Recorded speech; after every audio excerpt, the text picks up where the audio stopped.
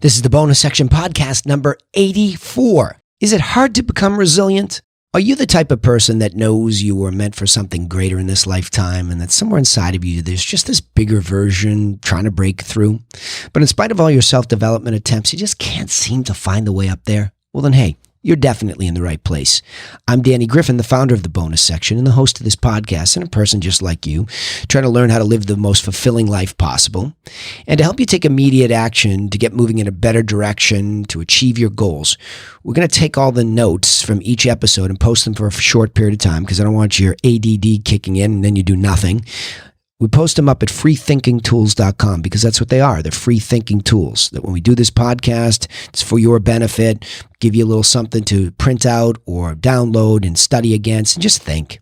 Just spend some time and thought about the direction of your life, your goals, and it's worth it. It's worth it. It's helped me, and that's why I have this as my passion project where I try to learn all the time and give it away to you and share it with you, and maybe it'll inspire you or inspire someone you care about to work on themselves and to move in a direction where you can get what you want out of life, because it can be very frustrating to not. And you got to give yourself permission to be successful and be a thinker. So hopefully I'm here to stimulate that and agitate that. So to that end, is it hard to become resilient? This is a tough topic. So I'm going to tell you, a lot of my coaching clients, or if you're a regular listener to the podcast, you think, oh, he's got so much energy. He's always in there and he's always positive. No, I'm not. No, I'm not. I get worn down. About 4 or 5 weeks ago, I got, and I'm never sick. When I mean that, I'm so infrequently sick that it's usually something that goes away quickly that I hadn't been to my primary care doctor in years. So much so that they threw out my files and I had to restart with them the other day. But ironically, when I was restarting, I got COVID.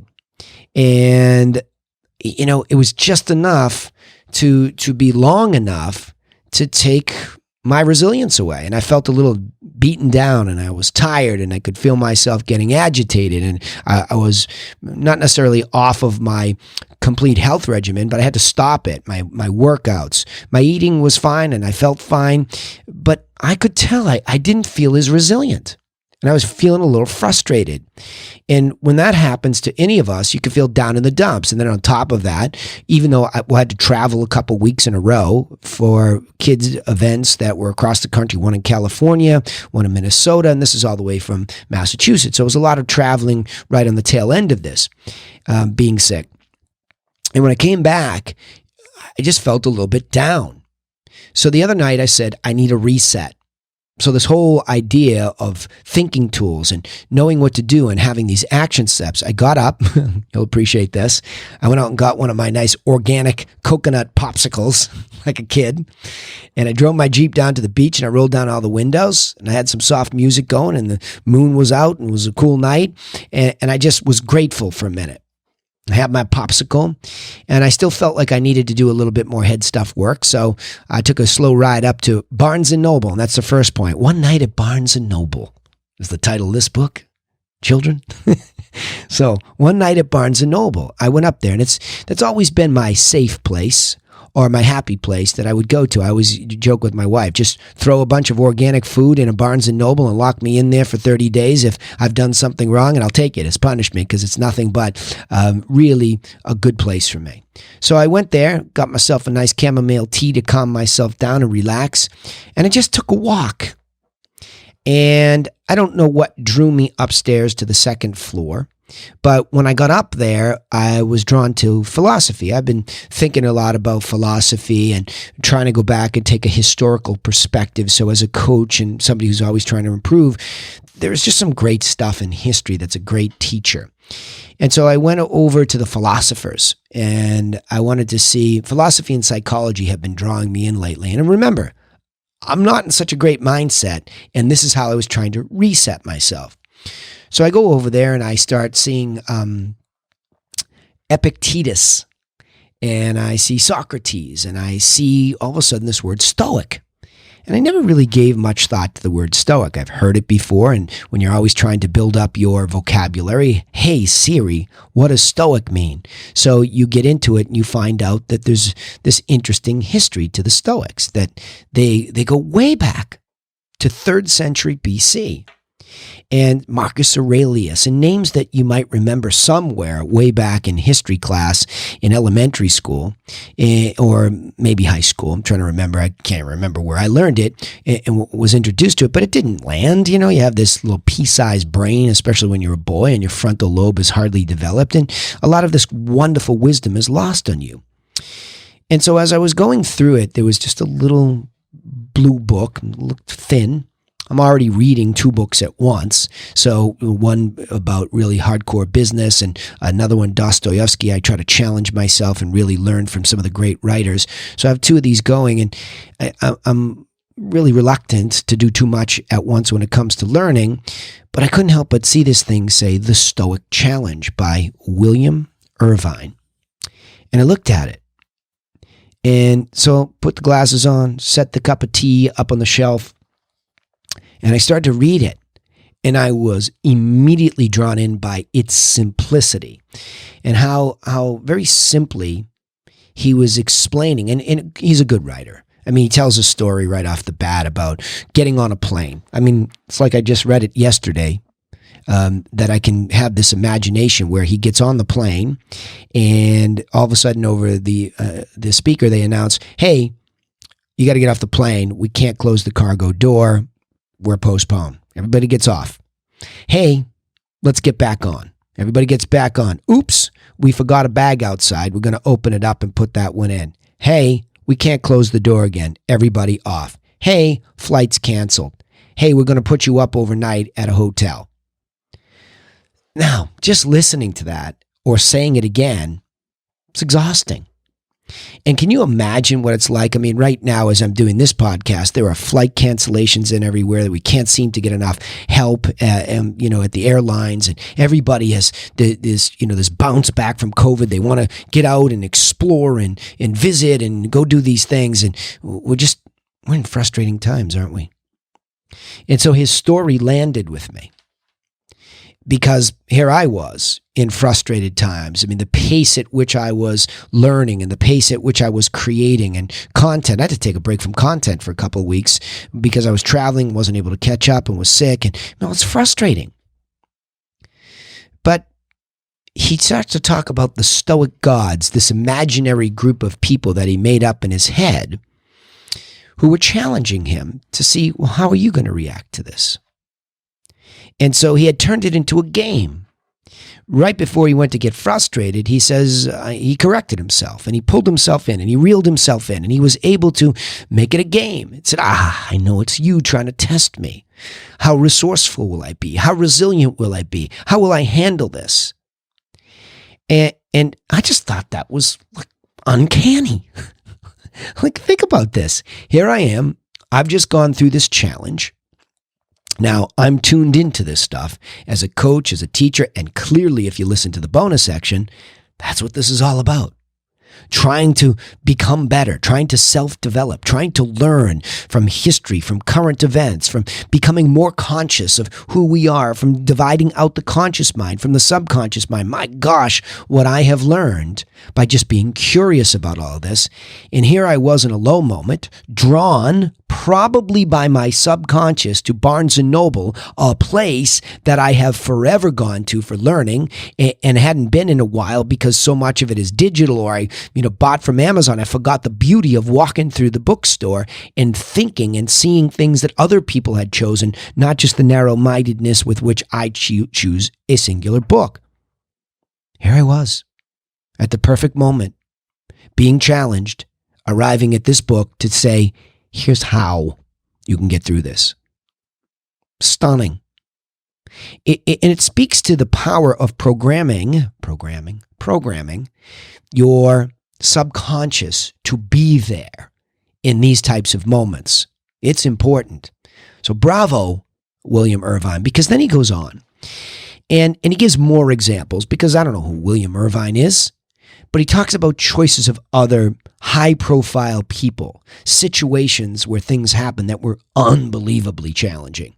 So he goes beyond just a bad day at the airport to the story of Bethany Hamilton, the surfer, who was out surfing one day only to be attacked by a shark who ripped her arm off completely.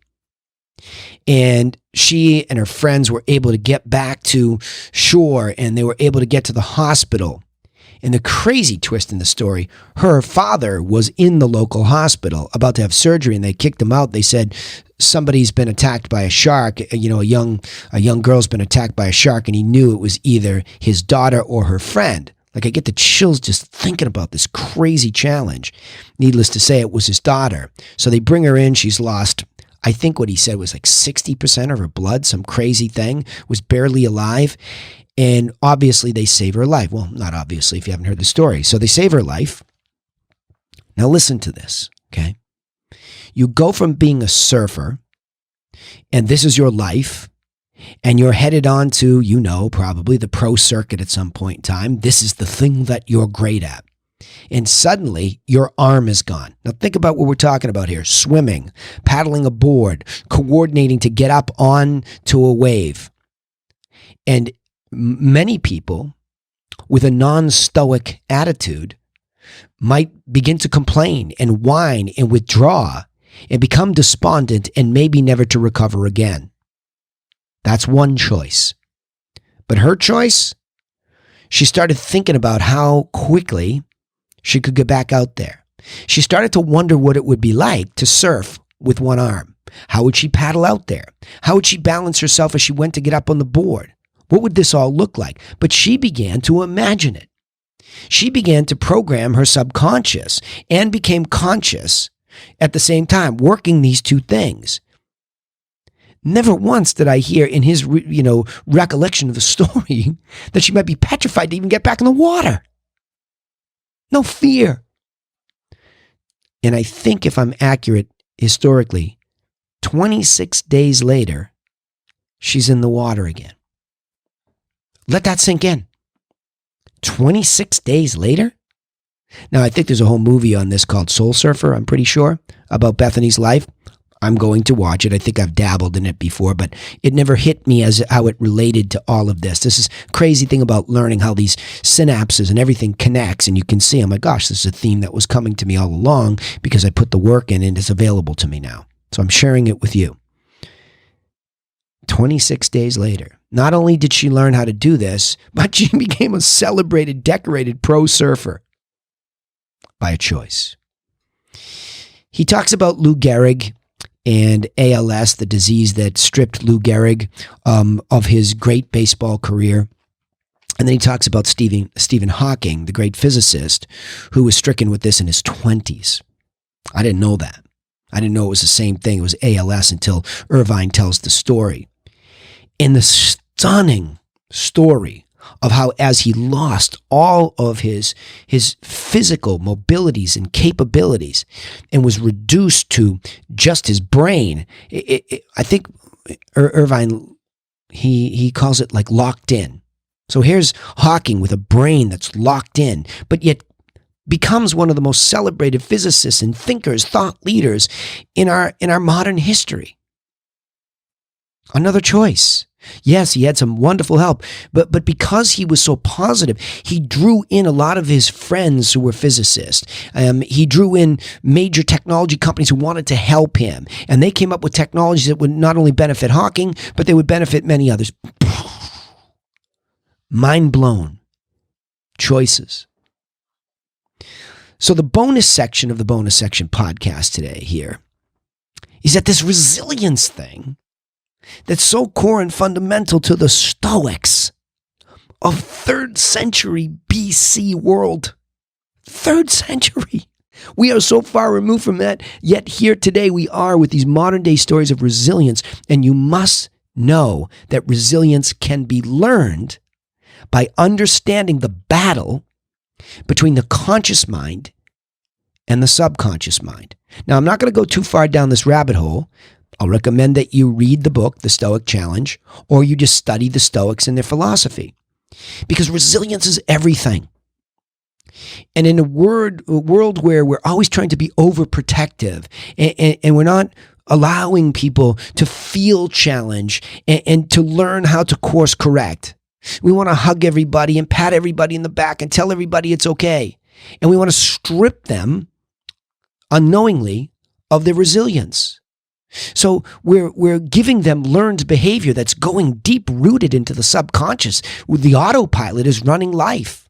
So now we're just laden with complainers and whiners and crybabies.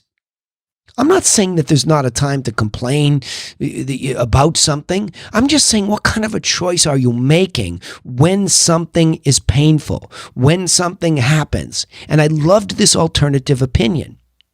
He references the book on death and dying and these phases of grief. And he makes a case that it's wrong.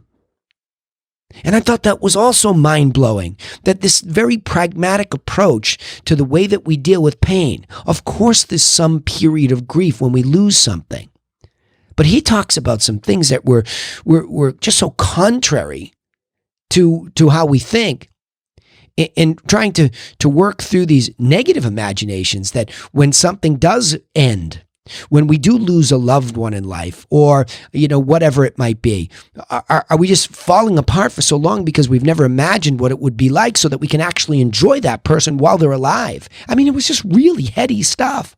Simple, pragmatic, and accessible. So I think I'll leave it with this, that the conscious mind is going to make these quick snap judgments, probably to help you survive. And maybe the conscious mind, thinks that, hey, let's get the heck off this plane and, bitch and complain about what just happened because it helps us survive that day. Maybe. But is that really helping us? Is that really evolving us? And where does that leave us? Does that ruin the rest of the day? What if you stopped somewhere and you got kicked off the plane for a day? Would you think to go explore the city for the night on the bill of the airline? You got an extra day of vacation. Or you sit in your room kicking dirt, worrying about what didn't happen because you didn't get home on time. I don't know, but that's a very conscious moment. But I think you have to really become conscious of programming the subconscious mind. And I conclude by saying that because I have programmed my subconscious mind to deal with my own despondent feelings, my own down-in-the-mouth feelings, by going and doing something positive. And I'm pretty sure I went on autopilot to my good old spot, Barnes & Noble, and found my new friend, William Irvine. And I highly suggest you become fully aware of adopting a Stoics mentality. It's not easy, but man, is it powerful. All right, let me go back and summarize these points. Is it hard to become resilient? And I'll tell you a little story about one night at Barnes & Noble where, feeling despondent, off I went up into the philosophy section, and I'm not quite sure how I got there. But up there, the second point was looking at the Stoic philosophers and wondering what might be a good read and worrying I was already reading too much. I saw the Stoic Challenge by William Irvine. And after reading 2 pages, I was sold, went downstairs and bought it. And there I learned about these Stoic choices in a modern context that Bethany Hamilton, Stephen Hawking, Lou Gehrig, and many others had made. And it just put this context in front of me about what tough, resilient people really look like. Happy, too. And then the bonus section of the Bonus Section podcast this week is that resilience can be learned by understanding the battle between the conscious mind and the subconscious mind. Conscious mind is trying to survive, subconscious mind trying to do whatever it does that you program it to do. So it's this big, thick soup. Got to clean it up in there, okay? I'll summarize it by saying this. The Stoic Challenge by William Irvine is an excellent, simple dive into the philosophy of the Stoics of the 3rd century BC. Let that sink in. Long time ago, wisdom. The key point is making us aware that we have the choice to complain in the face of pain and suffering, or become more resourceful and resilient instead. The most important takeaway is that we can certainly become more resilient, but that we must become aware that much of our programming to complain must be dealt with by learning more about the role of our subconscious mind, which I became fully aware of, the positive effects of programming mine one night at Barnes & Noble. All right, remember, you can take immediate action to get moving towards your goals because we take all the notes from each episode and we post them for a short period of time at freethinkingtools.com, freethinkingtools.com, and we give you instant access, yes, so that you can sit somewhere and think. Also, don't forget to subscribe to this podcast on iTunes, Spotify, or wherever you listen. We also post our content on YouTube, so don't forget, Get over there. Find the bonus section. Let's have some fun over there. The bonus section channel. Turn on the notifications. I do this weekly. We post them weekly. Get over there and join us up and share these with people, please, so that you can help join our mission of becoming people for others, right? I just ask that you share it. I don't ask for anything in return. Just give it to people. Provoke conversation. I don't even have to know that it's benefiting you. I just hope that it does. That's the best that I can ask for in return for sharing what I'm learning along the way. Just share it with somebody else. But remember this, nobody's coming for you. Nobody. So go get to work on yourself and a better plan for your goals, and we'll see you in the next episode to help you do just that. Thanks.